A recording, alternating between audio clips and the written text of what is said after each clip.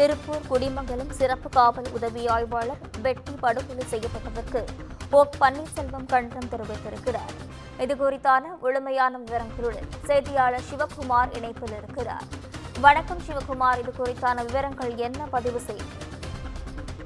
இடையே ஏற்பட்ட சண்டையில சிறப்பு எஸ்எஸ்ஐ திருப்பூர் மாவட்டத்தில் நேற்று வெட்டி கொல்லப்பட்டாரு.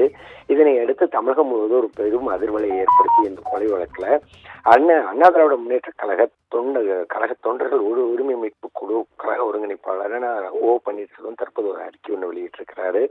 அதுல என்னன்னா, திருப்பூர் மாவட்டம் குடிமங்கலத்துக்கு பண்ணை வீட்டில் பணிபுரிந்து வந்த தந்தை மகன்களுக்கு இடையே ஏற்பட்ட தகராறு குறித்து விசாரணை மேற்கொள்வதற்காக சென்ற குடிமங்கலம் காவல் நிலையத்தைச் சேர்ந்த சிறப்பு காவல் உதவி ஆய்வாளர் சண்முகவேல் வெட்டி படுகொலை செய்யப்பட்டார் என்ற செய்தி அறிந்து ஆற்றோண துயரமும் மிகுந்த மனவேதனையும் அடைந்தேன்னும் உயிரிழந்த சண்முகவேல் அவர்கள் குடும்பத்துக்கு அவரது ஆழ்ந்த இரங்கலையும் அனுதாபத்தையும் தெரிவித்துக் கொள்கிறேன்னு குறிப்பிட்டிருக்கிறாரு.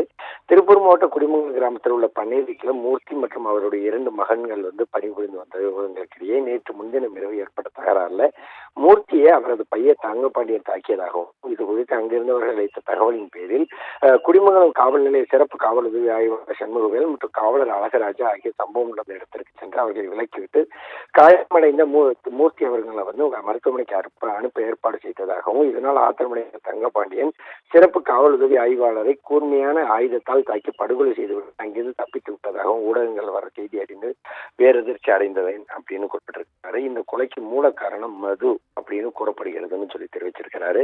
கடந்த 4 ஆண்டுகளுக்கு மேற்பட்ட திமுக ஆட்சியில பட்டப்பகலில் படுகொலைகள், கொள்ளைகள், போர் கலாச்சாரம், பாலியல் துன்புறுத்தல் என சட்டம் ஒழுங்கு சீரழிவுகள் தமிழ்நாடு அன்றாடம் நடந்து கொண்டிருக்கிறது. பெரும்பாலான சட்டம் ஒழுங்கு சீரழிவுகளுக்கு மூல காரணமாக விளங்குவது மது என்று சொன்னால் அது மிகையாகாதுன்னு, இதன் காரணமாக வளர்ச்சி பாதையில் செல்ல வேண்டிய தமிழ்நாடு தற்போது அழிவு பாதையில் சென்று கொண்டிருக்கிறதுன்னு குறிப்பிட்டிருக்கிறாரு.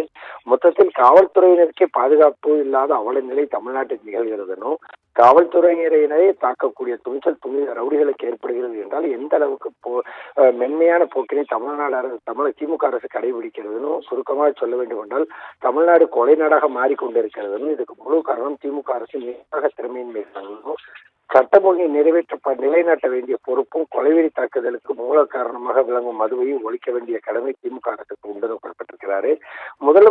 முதலமைச்சர் சட்டம் ஒழுங்கு பிரச்சனையில தனி கவனம் செலுத்தி சிறப்பு காவல் உதவி ஆய்வாளர் சண்முகவேல் அவர்களை வெட்டி படுகொலை செய்த குற்றவாளிகள் மீது தக்க சட்டப்படி நடவடிக்கை எடுக்கவும், இனி வருங்காலங்கள்ல இது போன்ற குற்ற செயல்கள் நிகழாமல் இருக்கவும், உயிரிழப்புகளுக்கு மூல காரணமாக விளங்கக்கூடிய மதுவை ஒழிக்கவும் நடவடிக்கை எடுக்க வேண்டும்னு அண்ணா திராவிட முன்னேற்ற கழக தொண்டர்கள் உரிமை மீட்பு குழு தரப்புல வலியுறுத்தி கேட்டுக்கிறேன் அப்படின்னு சொல்லி தற்போது அறிக்கை ஒன்று வெளியிட்டிருக்கிறார். நிஷா. சிவகுமார், விவரங்களுக்கு நன்றி.